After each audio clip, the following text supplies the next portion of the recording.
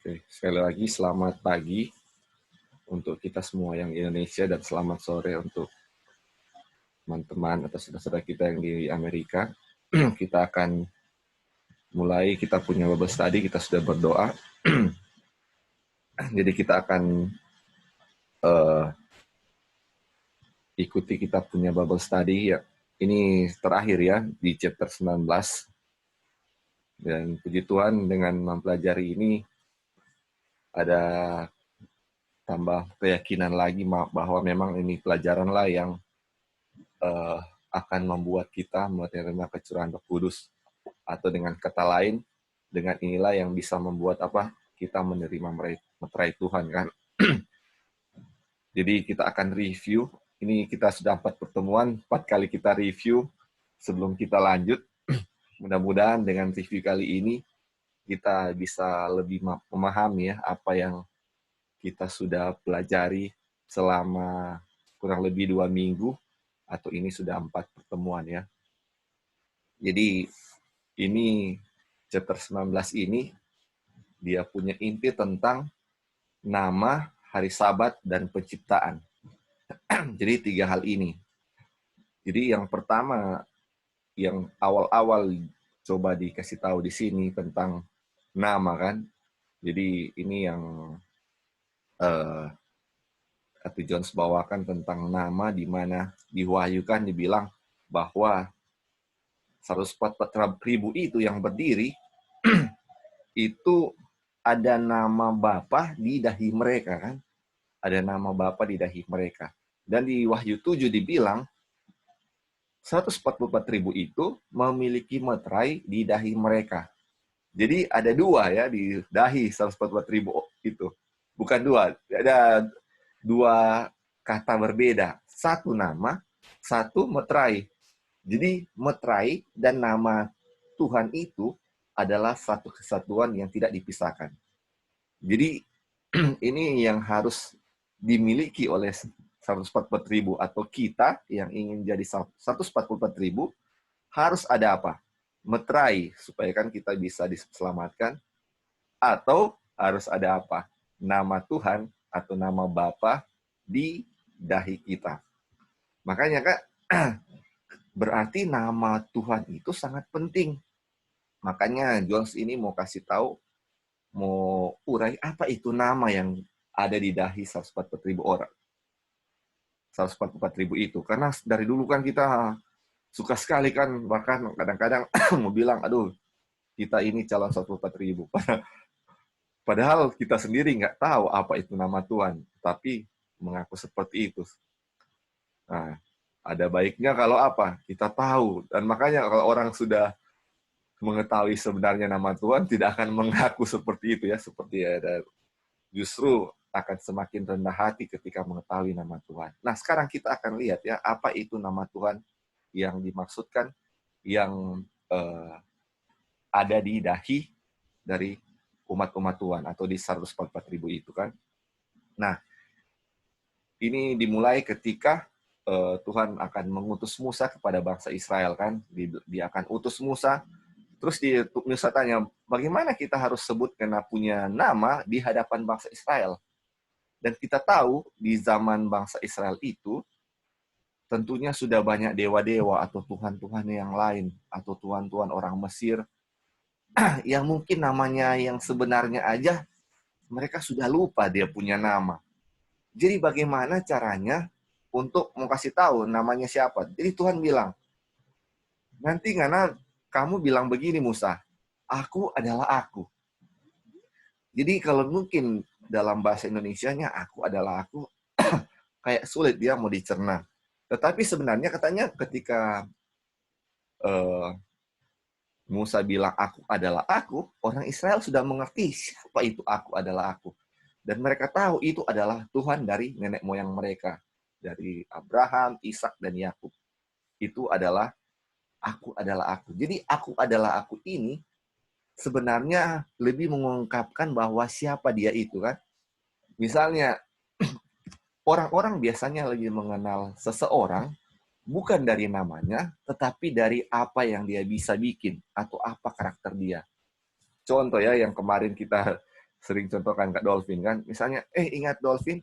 Dolphin yang mana kan? Itu yang waktu menyelam dia yang eh, dia yang bawah, dia orang jadi untuk menyelam. Oh dia, jadi kata Kak Dolphin itu identik dengan apa? Menyelam. Terus misalnya ada yang tukang bikin kue. Oh masih ingat si tante ini enggak? Oh yang mana Kang dia? Itu dong yang tukang bikin kue balapis misalnya. Dia punya ciri khas balapisnya. Dia punya ciri khas di apa yang dia bikin itu. Atau ada yang pintar menyanyi. Jadi orang-orang kadang lebih mengingat bahwa oh dia jago nyanyi. Oh namanya si ini, si A. Atau misalnya Joy. Joy itu yang mana Kang? Oh yang waktu itu kasih bubble tadi. Orang akan lebih ingat dari apa yang dia bikin. What I am that I am. Oh kita itu yang begini ya. Jadi masing-masing ada ciri khas sendiri dari apa yang sering dia lakukan atau dia punya tabiat. Makanya I am that I am ini, Jones bilang apa? Dia punya karakter, dia punya nature, I am that I am. Jadi aku adalah aku. Makanya kenapa Tuhan nak bilang dia punya nama YHWH atau Jehovah di sini, atau Jones nak kasih begitu. Dia lebih cenderung untuk mengingatkan I am that I am itu tentang siapa dia, atau apa yang dia bisa bikin, atau apa dia punya kebiasaan. Itulah I am that I am yang ketika bilang I am that I am, atau aku adalah aku, bangsa Israel langsung tahu, aduh dia itu Tuhan nenek moyang. Dia itu apa? Salah satu pencipta kan. Jadi kita mengingat segala sesuatu yang Tuhan bisa lakukan. Dan kita tahu apa yang Tuhan bisa lakukan, semuanya dia bisa lakukan. Tapi dia adalah apa? Yang baik, yang maha pemurah, maha penyayang. Itulah I am that I am, yang memiliki kuasa yang besar. Jadi nama di sini tentang siapa Tuhan itu ya, siapa dia, sebagaimana dia adanya. Siapa Tuhan itu sebagaimana adanya. Kemudian setelah ke nama, dia ke hari Sabat kan yang kita pelajari. Jadi di Yeskiel 20 ya ini dia bilang, kuduskan hari Sabat supaya orang tahu bahwa akulah Tuhan. Kuduskan Sabat, ini dibilang orang, tapi kalau bahasa Inggris ye atau you. Kuduskanlah Sabat supaya kamu tahu siapa aku. Jadi ini hari Sabat. Tadi kan nama itu siapa aku itu, siapa apa yang aku bisa. Sekarang hari Sabat itu mengingatkan siapa itu Tuhan. Siapa itu I am that I am kan yang dia mau katakan di sini. Dan Sabat itu dia punya selain dia untuk mengingat itu Tuhan, Sabat itu dibilang di sini juga membawa kita punya pikiran kepada nama Tuhan itu. Jadi ketika nama Tuhan setiap hari Sabat selalu diingatkan, aduh Tuhan ini pencipta, Tuhan ini punya kuasa besar, Tuhan ini penyayang, dia punya cinta, dia punya love ke kita sangat besar. Itulah yang ada di dalam pikiran. Dan ketika pikiran itu sering kita ingat tentang nama Tuhan itu, dan kita tahu nama Tuhan itu apa, akan tinggal di dalam apa? Pikiran kita. Nah, itu yang tentang hari Sabat. Mudah-mudahan kita bisa mengerti sini ya, bahwa hari Sabat itu mengingatkan bahwa siapa Tuhan itu. Kemudian, makanya kan ada hari pemelihara hari Minggu, pelihara hari Sabtu yang kemarin kita bahas kan. Jadi sebenarnya kalau cuma memelihara, misalnya ke gereja hari Sabat, atau hari Sabtu, tanpa mengingat adanya Tuhan atau adanya Tuhan di dalam pikiran kita, sebenarnya itu apa? Hanya pemelihara hari sama dengan pemelihara hari Minggu. Makanya yang Tuhan bilang, kalau kita pemelihara hari Sabat adalah apa? Ada Tuhan di dalam pikiran kita. Kita mengingat akan Tuhan. Kita akan mengingat siapa Tuhan itu. Kuasa Tuhan itu yang besar ada di dalam pikiran kita. Makanya hari Sabat adalah apa? Sebenarnya ujian terakhir bagi umat Tuhan. Hanya untuk menandakan ada Tuhan atau tidak di dalam pikiran kita. Hanya untuk menandakan, makanya itu kan Sabat ini sama dengan meterai kan. Karena hubungannya apa? Ada Tuhan di dalam pikiran. Meterai ada di dalam pikiran. Sebenarnya yang membuat kita bisa diselamatkan hanya adalah apa? Tuhan di dalam kita punya pikiran. Kalau nggak ada Tuhan, walaupun setiap hari Sabat kita ke gereja, itu tidak akan menjamin. Karena sama aja dengan apa? Ibadah hari Minggu, kan? Karena ada apa? Harusnya ada apa? Dan dibilang sini, banyak yang berpura-pura memelihara hari Sabtu, memelihara hari Sabat, tapi sebenarnya cuma memelihara hari Sabtu, bukan Sabat itu sendiri. Itulah kejahatan, kan? Makanya banyak yang pada akhir zaman, walaupun memelihara hari Sabtu, tetapi apa? Akan itu dibilang akan memilih untuk hari Minggu, karena sebenarnya tidak ada apa Tuhan. Jadi di sini tidak memerlukan suatu pengakuan kita, kan? Bukan apa yang kita ucapkan, tetapi apa yang ada dalam pikiran kita. Dan otomatis apa yang ada dalam pikiran kita itulah yang akan membuat pilihan kita, Sabat atau Minggu sebenarnya. Kalau ada Tuhan, pasti kita akan memilih Sabat. Dan kita tahu, kan, kalau misalnya hari Sabat itu suci, kita juga harus suci. Yang membuat kita suci apa? Ada Tuhan dalam pikiran kita. Artinya ketika ada Tuhan dalam pikiran kita, otomatis apa yang kita pikirkan adalah apa? Pikiran Tuhan.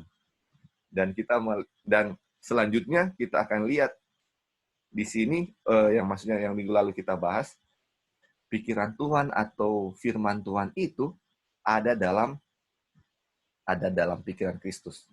Jadi ketika Yesus atau Kristus menciptakan bumi ini, pikiran atau firman Bapa ada dalam pikiran Yesus, dan dengan itulah bumi diciptakan. Jadi oleh Yesus, Tuhan menciptakan langit dan bumi.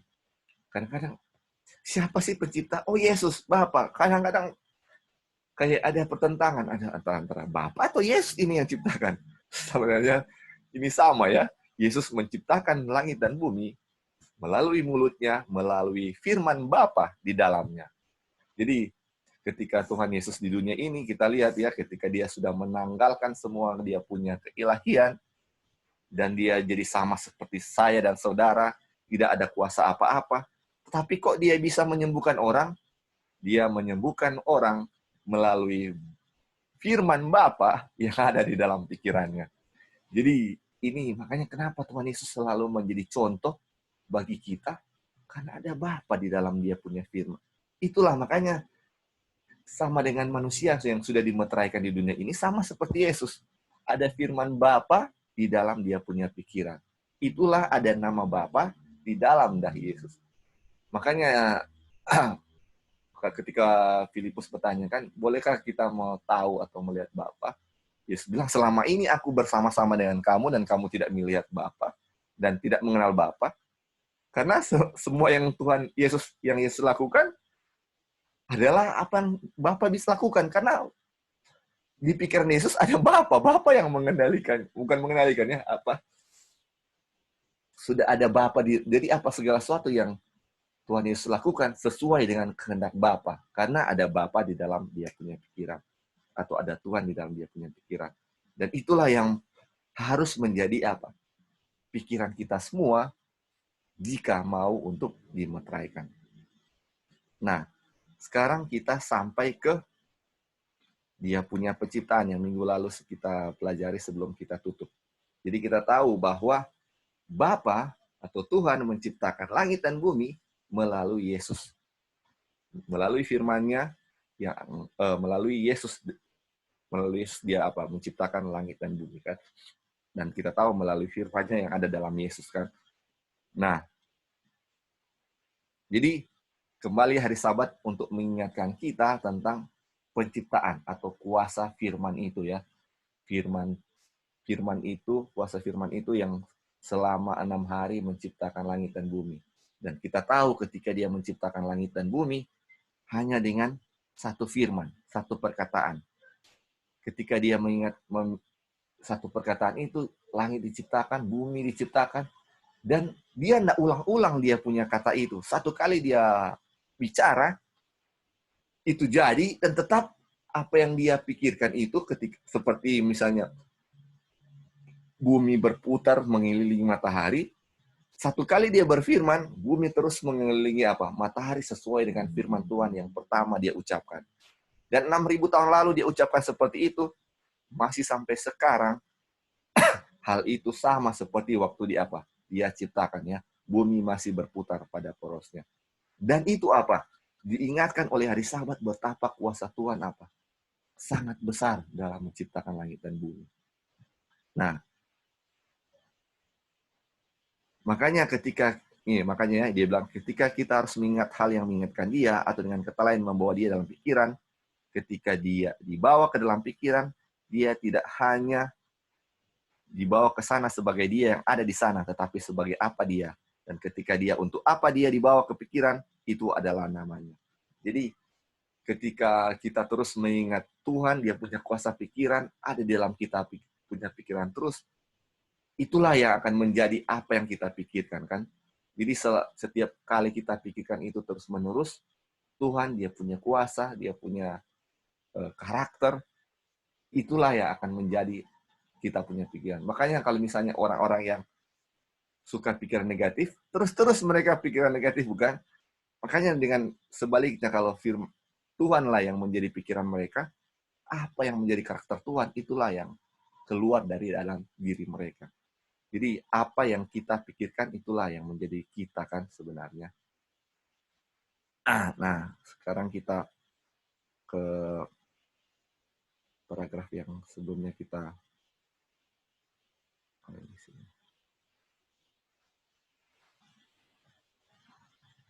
Oke. Jadi ini yang terakhir kita baca, kuasa firman Tuhan itu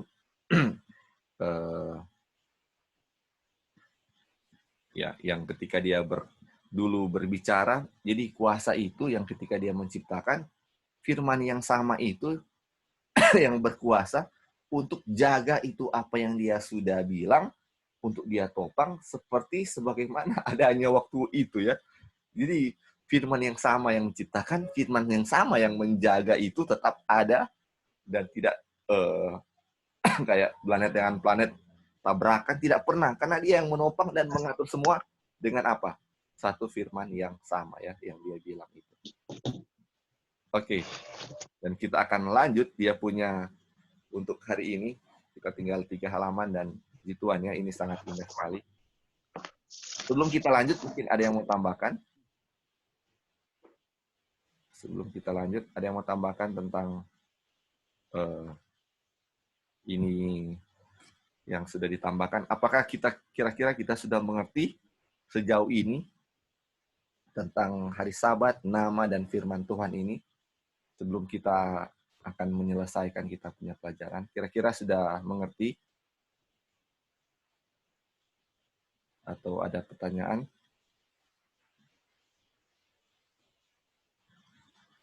Oke.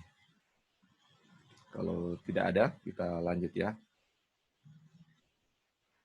Kita akan baca ya, dia punya paragraf pertama, 2 Petrus 3 ayat 1-7, dia bilang, saudara-saudara yang kekasih, ini sudah surat yang kedua yang kutulis kepadamu. Di dalam kedua surat itu, aku berusaha menghidupkan pengertian yang murni oleh peringatan-peringatan, supaya kamu mengingat akan perkataan yang dahulu telah ucapkan oleh nabi-nabi kudus. Jadi, ini perkataan atau words atau firman ya. Ini bilang ingat kan, sama dengan hari Sabat kan. Terus dia bilang, mengingat akan apa? Dia bilang, perkataan atau firman yang dahulu telah diucapkan oleh nabi-nabi kudus. Mengapa kita harus mengingatnya? Karena dia ingin kita menemukan nilai dari firman itu dan mengingat firman untuk memperoleh dalam pikiran kita, dalam kehidupan kita, kekuatan dan kuasa dari firman itu. Karena perkataan yang diucapkan oleh para nabi adalah firman Tuhan yang mereka ucapkan dengan Roh Kristus yang ada di dalam diri mereka. Ketika itu bersaksi sebelumnya tentang penderitaan Kristus dan kemuliaan yang akan menyusul atau yang akan datang. Jadi ini 2 Petrus 3 ayat 1-7 dan ini masih ayat 1 ya. Jadi Rasul Petrus coba bilang untuk apa katanya, ingat firman Tuhan yang dulu telah diucapkan nabi-nabi. Karena apa yang diucapkan nabi-nabi itulah firman Tuhan, karena Roh Kudus yang ada dalam diri orang-orang itu lah yang mengilhami orang-orang itu ketika mereka apa? Mengucapkan firman Tuhan itu kan. Jadi firman dari nabi-nabi adalah apa? Firman Tuhan. Dan kita harus ingat ya, sama seperti yang kita sudah bahas tadi. Terus kita lanjut ya. Oh, apa Kak Sus boleh baca dia punya selanjutnya? Ini ayat dia bilang. Ini ayat lanjutan dalam sorry Li, boleh yang lain? Oh ya, oke. Apa Kak Dolphin bisa baca, Kak? Dolphin ada apa available kira? Bisa, Li. Ini ayat sebenarnya. Boleh, Bro? Iya, bisa. Ya.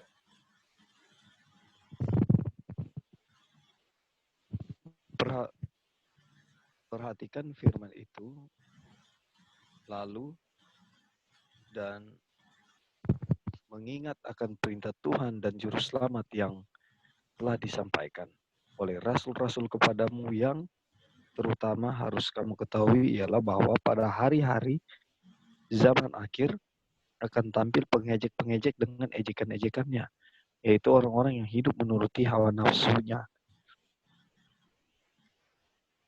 Kata mereka, di manakah janji tentang kedatangannya itu? Sebab sejak bapa-bapa leluhur kita meninggal, segala sesuatu tetap seperti semula pada waktu dunia diciptakan. Mereka sengaja tidak mau tahu bahwa oleh firman Tuhan, langit telah ada sejak dahulu, dan juga bumi yang berasal dari air dan oleh air, dan bahwa oleh air itu bumi yang dahulu telah binasa dimusnahkan oleh air bah. Nah, oke, lanjut Bro. Ini ayat kan? Ini dia punya keterangan. Oke, silakan. Oleh apa bumi dibanjiri dengan air? Jemaat, firman Tuhan, perkataan Tuhan. Tetapi oleh firman itu juga langit dan bumi yang sekarang terpelihara dari api dan disimpan. Apa yang dia minta perhatian kita di sana sehubungan dengan kata firman yang dia ingin kita ingat.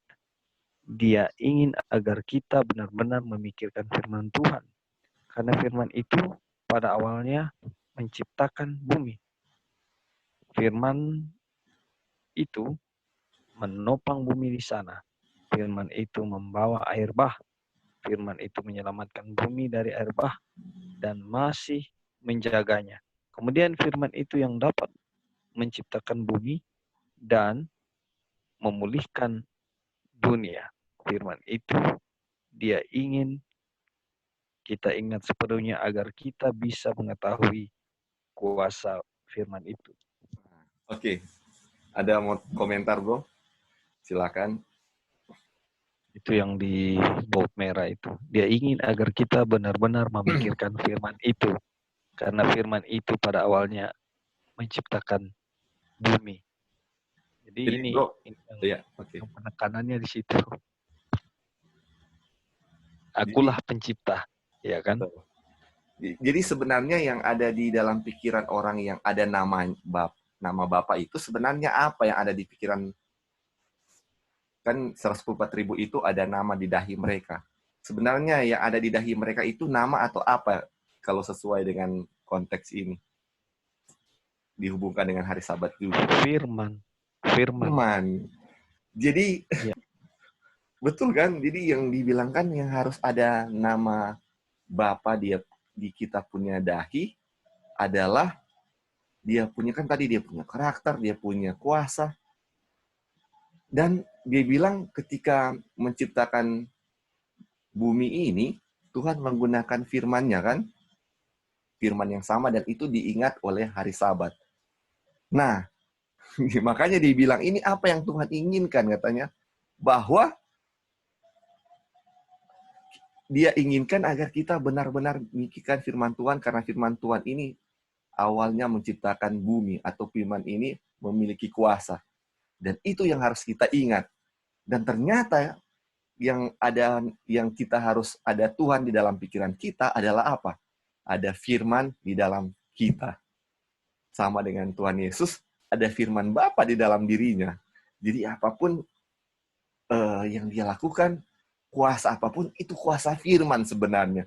Karena kita sudah lihat kuasa firman itu luar biasa. Makanya ingat waktu Tuhan Yesus diminta untuk menyembuhkan hamba dari centurion atau pengawal Roma. Kita ingat yang cerita itu.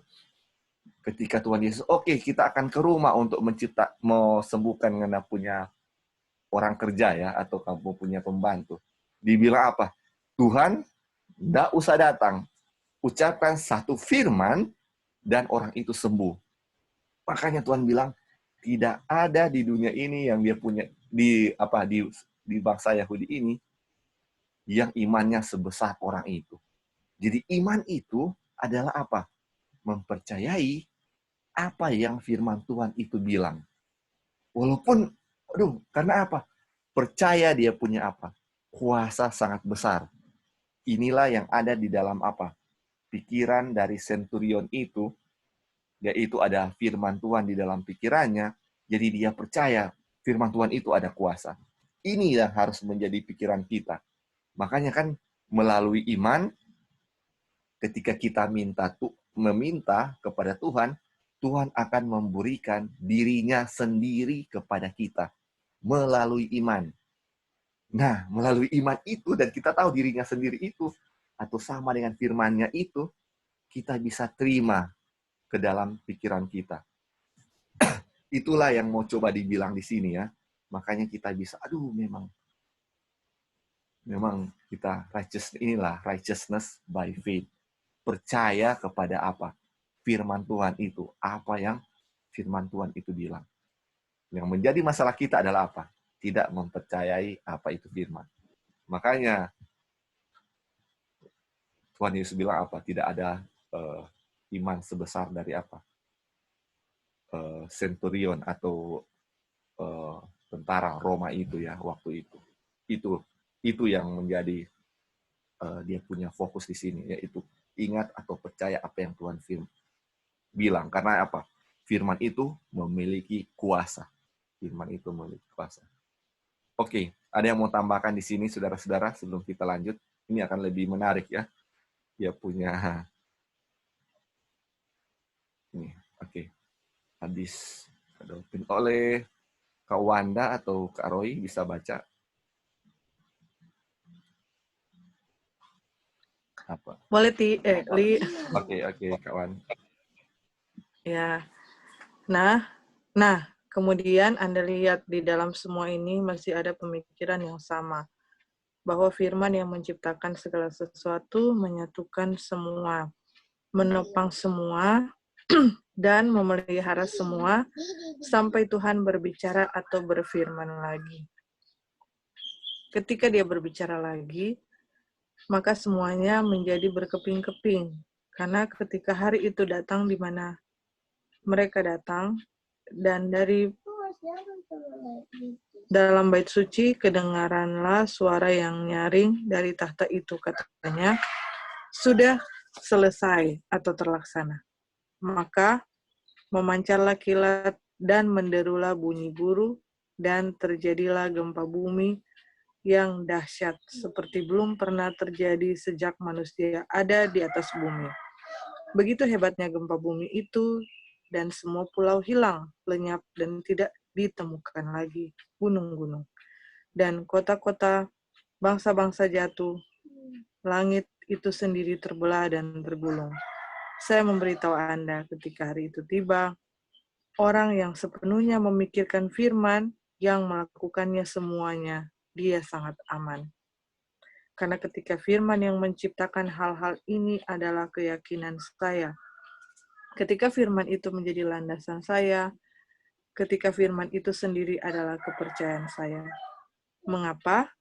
Tidak ada perbedaan jika bumi benar-benar hilang, firman-Nya tetap ada, tidak masalah. Oke, Kak. Ada komentar ini, Kak. Iya, jadi kita lihat firman, betapa powerful-nya Iya. firman Tuhan itu ya. Dia yang menciptakan, Dia yang menopang, dan itu tetap seperti apa adanya berjalan. Sampai akhirnya firman itu nanti akan bersuara lagi, dan itu akan terjadi seperti tadi dikatakan akan ada gempa bumi yang hebat ya, dan akan memindahkan gunung, tidak akan terlihat lagi, langit akan akan seperti gulungan ya, dan hanya firman yang bisa melakukan itu. Dan betapa dahsyatnya firman Tuhan itu. Dan waktu kita baca ini, aduh, pada saat ini terjadi bagaimana dengan orang-orang? Tapi pas di sini ada di highlight, orang yang sepenuhnya memikirkan firman, yang melakukannya itu dia sangat aman. Jadi kalau firman itu ada dalam diri kita, kita sudah menjadi bagian dari firman Tuhan itu, tidak perlu khawatir, dan karena dibilang akan ada perlindungan. Karena hanya satu-satunya perlindungan hanya melalui Tuhan saja atau firman itu sendiri. Dan dibilang sini kan, bumi bisa hilang, tetapi firman Tuhan tetap ada. Tidak masalah. Jadi artinya firman Tuhan itu selama-lamanya, tidak pernah akan hilang, dan powerful, dan itu sangat adalah tempat kita untuk bergantung 100%. Itu Li. Thank you Li. Thank you Kak. Jadi itu dia ya, dia punya inti bahwa firman yang dahsyat itu yang menciptakan langit dan bumi, dan firman yang sama ketika dibilang it is done, sudah selesai, maka gempa bumi di mana-mana itu dengan firman yang sama ya yang dia ucapkan. Ketika dia bilang itu, aduh, semuanya jadi. Langsung gempa bumi, gunung-gunung berpindah, pulau hilang. Dan makanya bagaimana kalau firman yang dahsyat itu ada di dalam saya dan saudara? Aduh, luar biasa ya. Makanya mau lihat itu pun kita tidak akan takut. Kita langsung teringat waktu Tuhan Yesus dan murid-muridnya sedang ada di Danau Galilea kan. Kemudian mereka diserang oleh badai yang besar. Badai yang besar. Kenapa? Ini ya kita sudah tahu, kita ingin dengar ya dari saudara-saudara. Kenapa waktu itu murid-murid begitu ketakutan sedangkan Tuhan Yesus tetap tenang? Kenapa saudara-saudara? Ada yang mau jawab? Kenapa Tuhan Yesus tetap tenang waktu ada gelombang itu, waktu diterpa badai dan murid-murid yang lain ketakutan? Kenapa? Ada yang bisa jawab? Karena Tuhan adalah penguasa langit dan bumi dan alam semesta. Oke. Karena Tuhan penguasa. Ada yang lain mau jawab? Kak Dolphin tadi? Sudah jawaban Anda jawab sama. Oh, oke. Ada yang mau jawab lagi yang lebih tepat? Selain dia penguasa, kenapa dia tetap tenang? Sesuai konteks ini. Oh, Li, karena ada firman. Betul sekali, Dion. Kak Wanda kita tahu akan jawab itu. Betul, Dion. Karena ada firman Bapa di dalam dia punya pikiran. Sama dengan kita. Makanya kenapa orang-orang Kristen walaupun mereka dalam penganiayaan, tetap menyanyi bersukacita. Kenapa? Ketika Stefanus dilempari dengan batu, dia berdoa kepada Tuhan, ampunilah mereka. Dan ketika dia mau mati, dia tetap bernyanyi. Artinya dia tidak stres, artinya dia tetap tenang.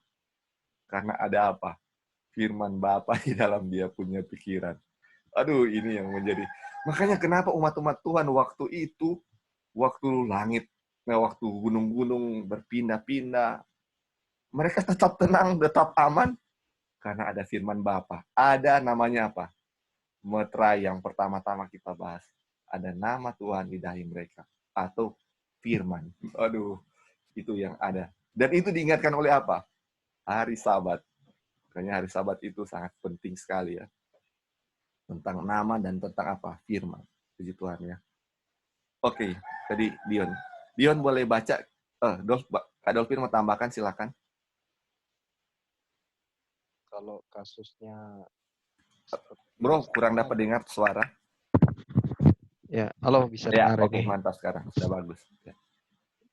Kalau kasusnya seperti Stefanus, firman Tuhan dan Tuhan Yesus sendiri firman Bapa itu ada di dalam dia, dan kalau kita aplikasikan dalam kehidupan sehari-hari, berarti sebenarnya makanya kan ayat-ayat bilang apakah kekhawatiran akan menambahkan sahasta dari Aduh. hidupmu kan? Iya. Artinya tidak perlu ada kekhawatiran kalau firman. Begitu juga kita aplikasikan dalam konteks country living kan. Kadang-kadang saya pernah gegabah di waktu-waktu lalu berpikir, aduh ini sudah mau tutup pintu, cepat-cepat country living ya. Walaupun tanpa dengan artinya begini, kadang keputusan yang kita ambil mau cepat-cepat country living itu bukan waktu Tuhan ya. Tapi bagi yang belum juga dapat country living kan bukan berarti tidak mau country living. Nah, lagi menunggu waktu Tuhan untuk bisa dapat country living. Artinya tidak perlu ada kekhawatiran. Ini salah satu contoh aja ya. Jadi jangan sampai motif kita karena, sudah mau tutup pintu, Tuhan sudah mau datang, ayo cepat. Nah, semua itu kan kekhawatiran yang dalam konteks ini tidak ada firman Bapa di dalam pikiran kita, di dalam pikiran Anda.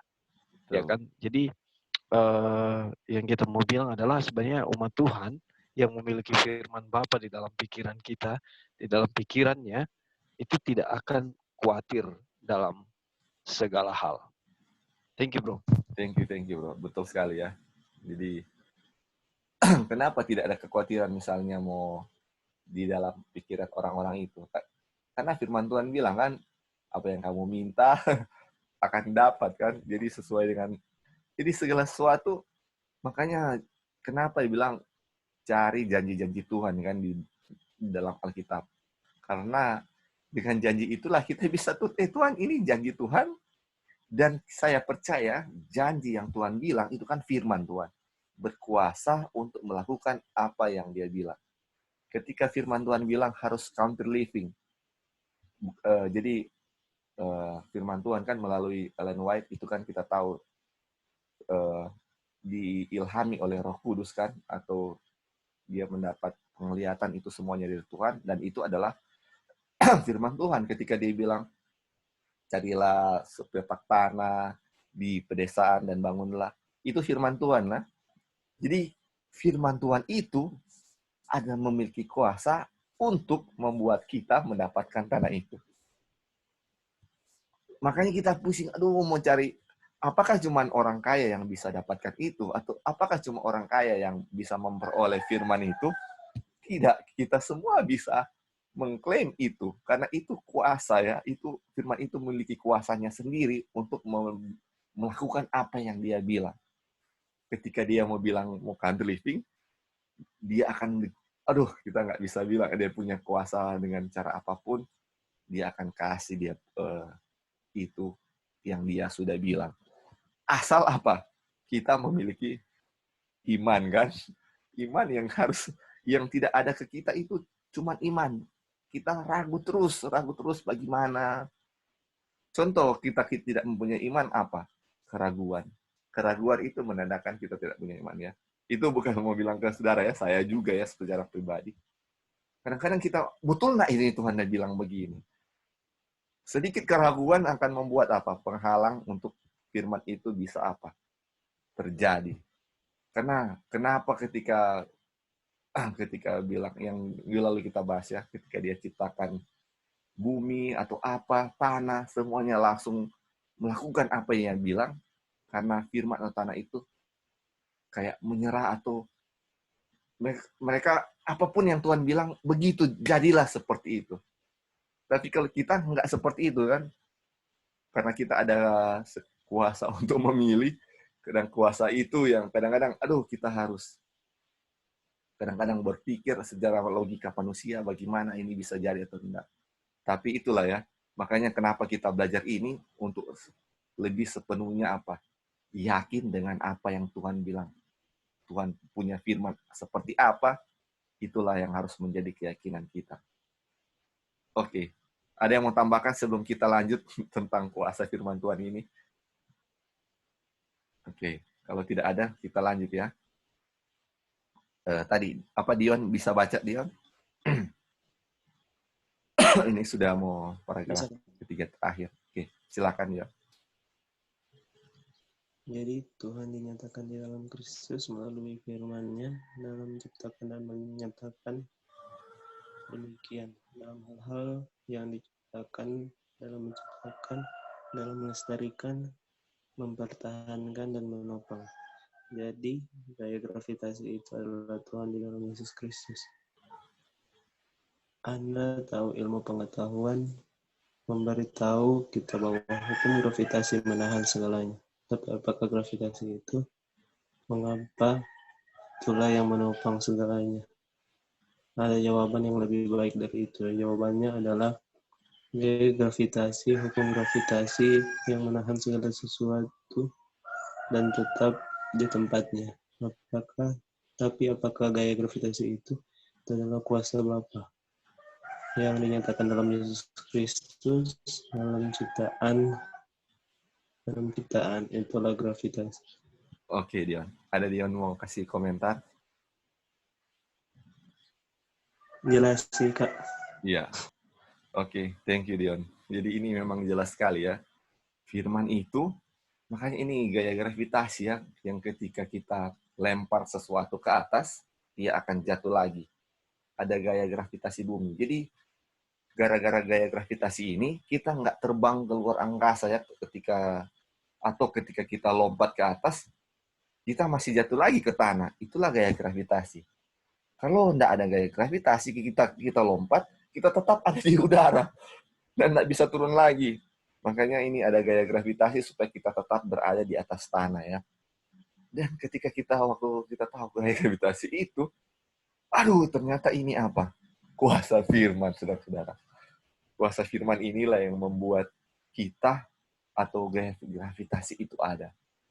Aduh, ketika dia menciptakan bumi sampai begitu ya, Tuhan berpikir tentang ketika dia jadi manusia, jadikan bumi, dia sampai berpikir tentang gaya gravitasi dan itu ada di dalam dia punya pikiran.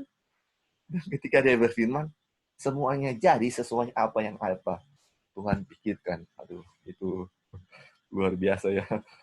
Kita nggak habis pikir, aduh memang.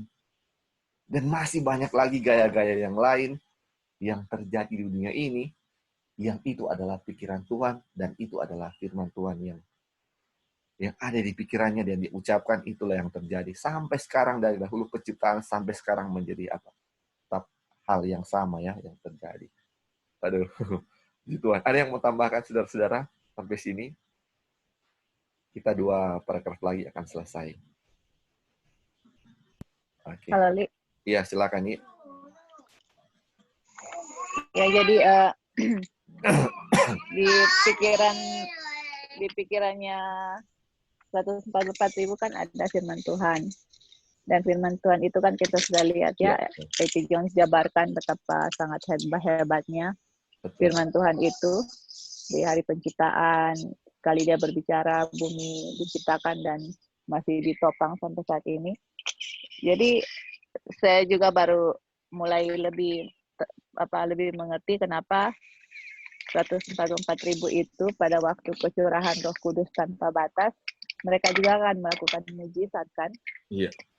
Melakukan mujizat, pergi sana ke sini untuk ke seluruh dunia lah, untuk kasih pekabaran yang seluruh dunia diterangi dengan kemuliaan Tuhan di Wahyu 18.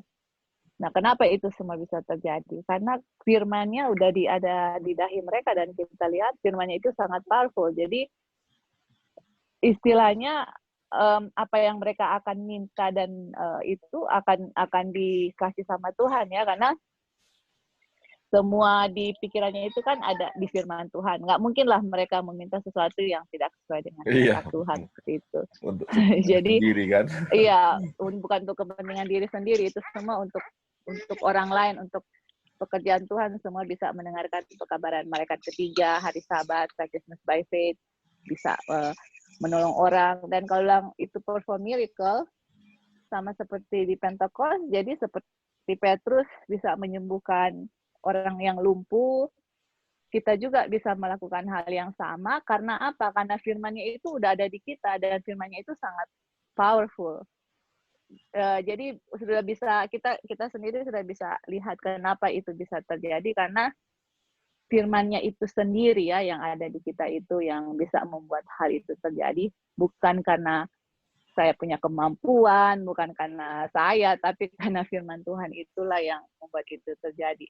Seperti gaya gravitasi atau semua di bumi ini, apa yang terjadi, kenapa begitu, itu karena firman Tuhan.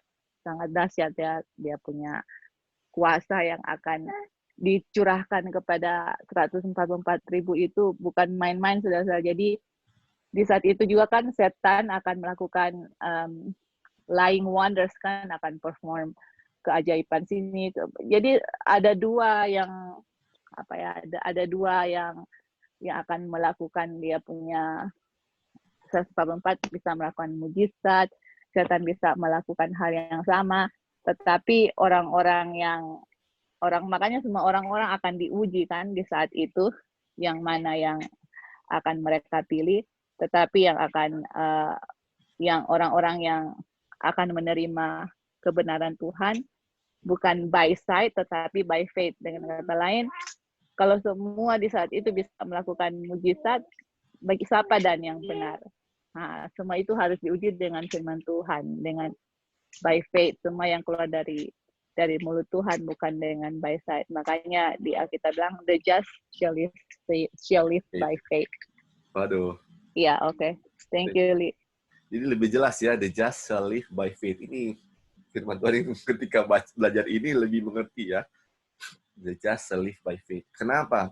Karena dengan faith itu, melalui faith, firman itu bisa tinggal dalam pikiran kita. Dan firman itulah yang akan membuat kita hidup kan, atau bisa bertahan. Karena firman itu memiliki kuasa ini yang kita sudah baca ya. Aduh, puji Tuhan. Jadi dengan belajar ini sebenarnya ketika kita membaca Alkitab, lebih jelas apa yang kita baca ya. Puji Tuhan. Oke. Ini apa Kak Acil bisa baca selanjutnya? Dia punya kutipan. Apa available?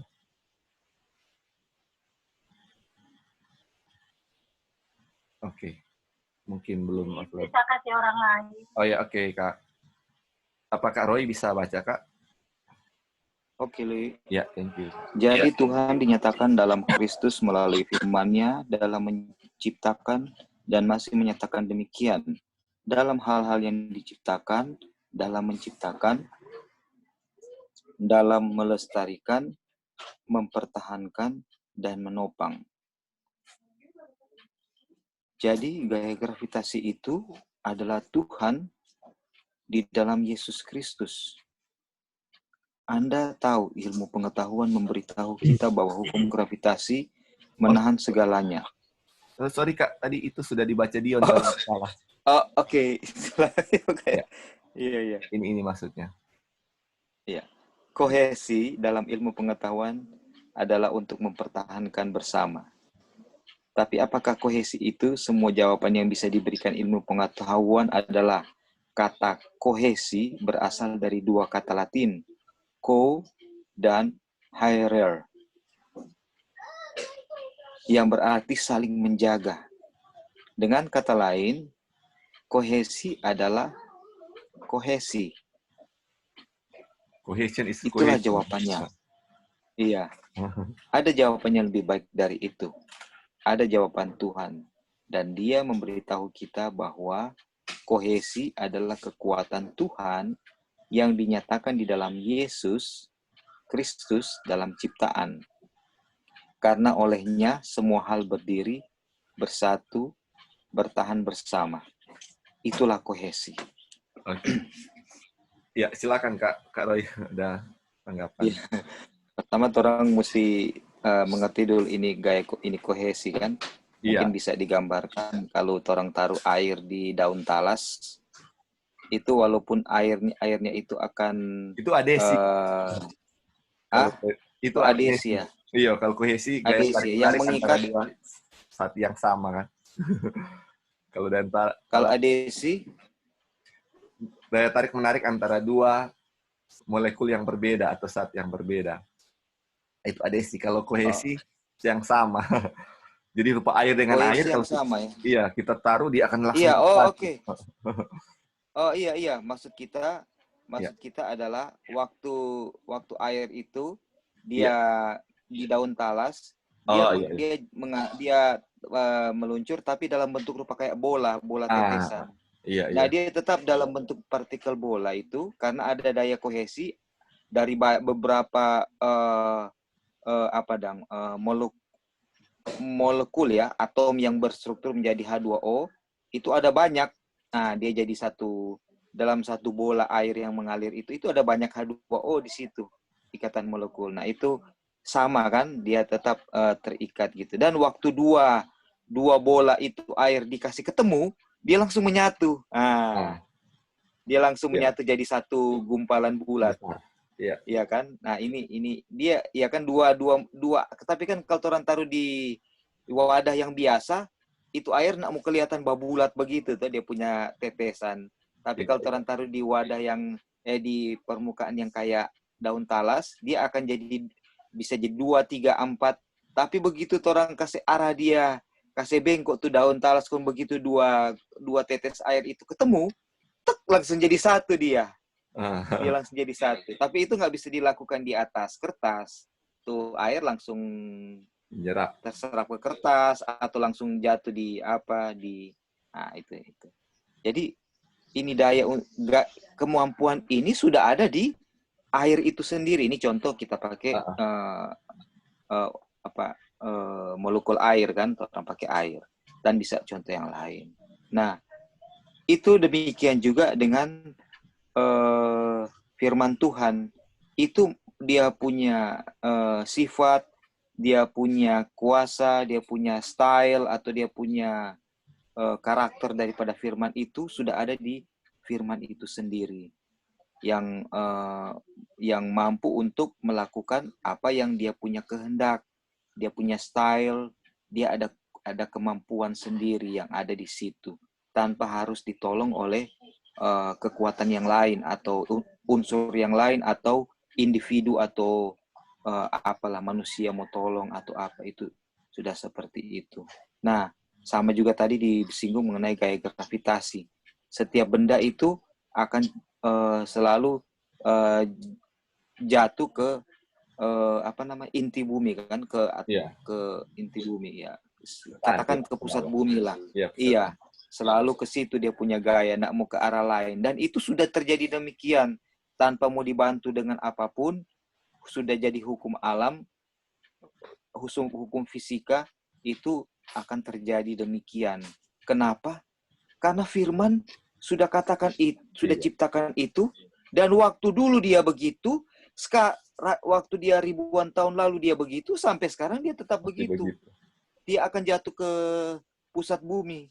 Artinya firman yang ciptakan dulu, firman itu yang dia sudah ciptakan sesuatu, itu akan tetap juga sesuatu itu, sifatnya akan tetap seperti itu sesuatunya.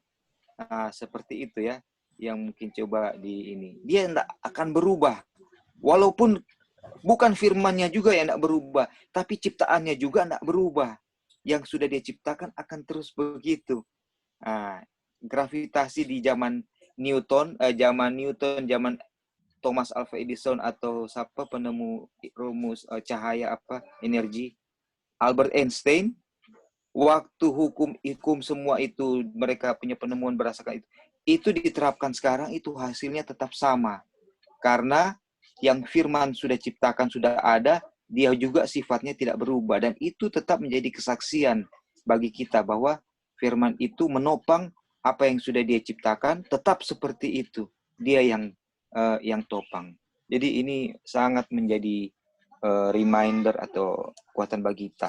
Nah, sekarang apakah firman itu akan berjalan atau terlaksana di dalam kehidupan kita? Itu yang jadi ini kan sudah disinggung tadi. Adalah kalau itu mau supaya terlaksana di kita, yang harus berubah itu kita. Sesuai dengan firman itu. Ketika kita sudah sesuai dengan firman itu, maka itu akan terlaksana di kita. Kenapa?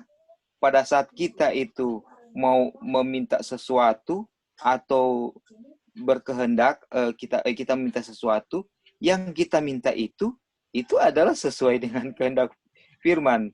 Misalnya contoh, Tuhan Yesus, semua yang dia lakukan, dia perform miracle itu untuk keselamatan jiwa-jiwa.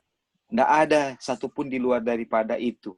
Karena tujuannya ada di dunia ini untuk menyelamatkan manusia. Jadi semua yang dia minta kepada Bapa, dan semua mujizat yang terjadi, itu Bapa berkehendak dan sesuai dengan karena itu adalah untuk keselamatan orang lain. Dan itu tulus, murni motifnya, nggak diragukan lagi. Nah, sehingga itu terlaksana. Nah, sekarang yang menjadi bahaya, waktu kita jual-jual firman Tuhan, tapi untuk kehendak atau motif sesuatu yang lain. Kayak contoh misalnya ya, kita tahu kan bahwa banyak perform miracle itu kan misalnya kayak contoh kesembuhan ilahi gitu kan, kesembuhan ilahi. Nah itu ya orang bisa teruji lah ya dengan firman Tuhan itu apa motifnya kan, apakah itu untuk keselamatan dari jiwa itu tuh enggak. Sementara firman Tuhan katakan miracle terbesar adalah pertobatan. Tapi di sini yang dibesar-besarkan yang itu. Tuhan Yesus sendiri dia perform miracle, yang dia besar-besarkan bukan miracle-nya itu, tapi Bapa yang di surga yang mengasihi kalian, dan itulah sebabnya aku ada di sini untuk menyatakan Bapa yang mengasihi kalian. Itu yang dia itu kan, sehingga kalian bisa diselamatkan. Bukan miracle-nya itu.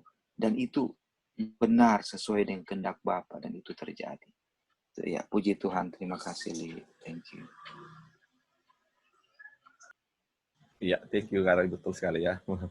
Jadi, ini makanya ini mau ditekankan lagi bahwa gaya-gaya yang ada di bumi, adhesi, kohesi, ataupun gaya yang lain, kita sebutkan apalah, itu adalah semua adalah apa?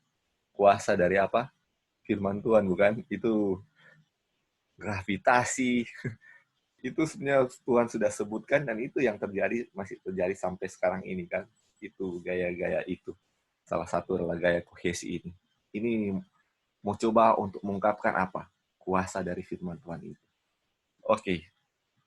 Kita lanjut, ini ayat paragraf terakhir ya. Kita mau baca. Jadi, asal mula segala sesuatu bukanlah generasi yang terjadi tiba-tiba. Itu juga bukan evolusi. Itu adalah pernyataan Tuhan.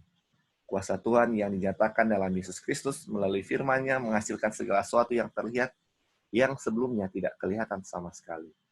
Maka Tuhan di dalam Yesus Kristus adalah asal mula segala sesuatu. Itulah ciptaan. Tuhan di dalam Yesus Kristus adalah pemelihara segala sesuatu. Itulah cohesion atau kohesi. Tuhan di dalam Yesus Kristus adalah penopang segala sesuatu. Dan itulah gravitasi. Jadi ini mau coba bilangkan di sini bahwa kita itu nggak tiba-tiba jadi seperti apa yang kita sekarang. Langsung, seperti ini kita. Tidak. Atau bukan juga karena evolusi kita langsung dari kata, terus kita jadi seperti sekarang. Lama-lama jadi manusia purba dan jadi seperti sekarang ini. Tidak ya. Kita itu diciptakan oleh Tuhan melalui Yesus Kristus. Dan gaya-gaya tadi, kohesi, gravitasi, itu adalah kuasa dari firman itu. Di mana kuasa itu selain menciptakan, menopang, dan memelihara segala sesuatu itu. Dan dengan apa? Satu firman. Dia pelihara, dia topang, dia ciptakan. Atau dia ciptakan, dia topang, dia pelihara kan. Itulah satu firman itu. Dan kita tahu yang kita sudah baca ya, selanjutnya kita coba mau di halaman 11 yang dua pertemuan sebelumnya dia bilang begini. Ini di Yohanes 1 ayat 1. pada mulanya adalah firman, firman itu bersama dengan Bapa, dan firman itu adalah Bapa.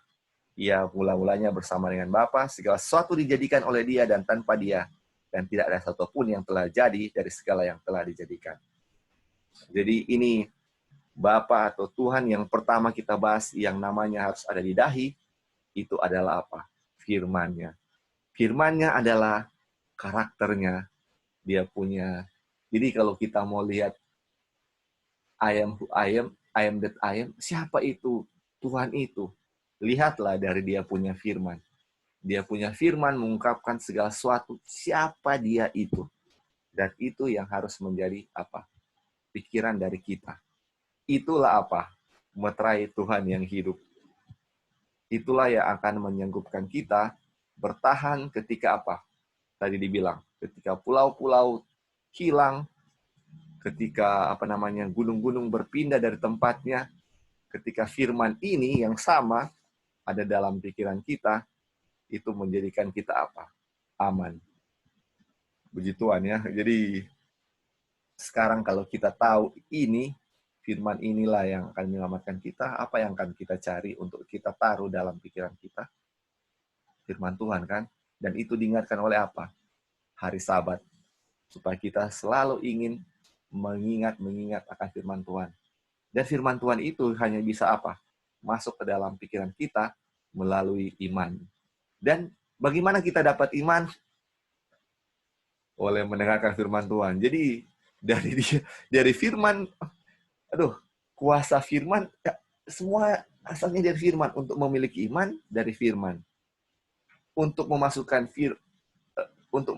jadi kita bagaimana untuk mendapatkan iman? Dari firman Tuhan kan? Jadi bagaimana juga, dan iman itu kita tahu untuk memasukkan firman dalam pikiran kita. Jadi, semua otomatis dari apa? Firman Tuhan. Untuk mendapatkan iman dan untuk apa? Memasukkan firman itu dalam pikiran kita. Yang menjadi bagian kita adalah bagaimana untuk apa? Kita percaya dan mau untuk mempelajari firman ini, dan inilah yang harus selalu diingat-ingat terus. Kalau kita selalu mengingat firman Tuhan, dia akan apa? Tinggal di dalam pikiran kita. Itulah yang mencoba disampaikan di chapter 19 ini. Dan kita sudah selesai di chapter 19. Betapa dahsyatnya kuasa firman Tuhan. Dan itu ada di dalam apa? Pikiran Tuhan Yesus. Dan Tuhan Yesus adalah contoh kita semua. Biarlah Tuhan Yesus juga ada menjadi apa? Pikiran kita selalu. Dan di mana kita mengingat akan Kristus, itulah yang akan menjadi apa? Tabiat kita, Kristus akan tinggal di dalam pikiran kita. Makanya setiap firman Tuhan itu, apa yang dia katakan, itulah yang sebenarnya. Apa dia bilang A, seperti itulah. Walau kadang-kadang bertentangan dengan apa yang kita pikirkan, tetapi seperti Abraham, dia menjadi bapak orang beriman karena apa? Percaya apa yang firman Tuhan katakan. Walaupun kandungan dari istrinya sudah mati, tetapi firman Tuhan bilang akan mendapat keturunan, dan dia percaya firman itu memiliki kuasa. Dia menjadi bapak orang beriman kan. Walaupun dia sempat jatuh, tetapi ketika Tuhan bilang, korbankan anakmu, nggak masuk di akal. Tapi itu firman Tuhan. Itu mutlak firman Tuhan itu. Dia mau untuk mengorbankan anaknya karena itu adalah firman Tuhan. Tetapi kita tahu karakter Tuhan tidak seperti itu ya. Wah, puji Tuhan. Dan bayangkan kalau kita mempunyai iman seperti itu. Apapun yang Tuhan katakan, seperti itu. Kita akan turut, dan kita tahu dengan kuasa firman itulah yang akan menyatukan kita kan. Waduh, ini sampai di sini kita punya pembahasan. Mungkin ada yang mau tambahkan sebelum kita tutup, kita punya pelajaran hari ini. Atau ada pertanyaan sebelum kita tutup?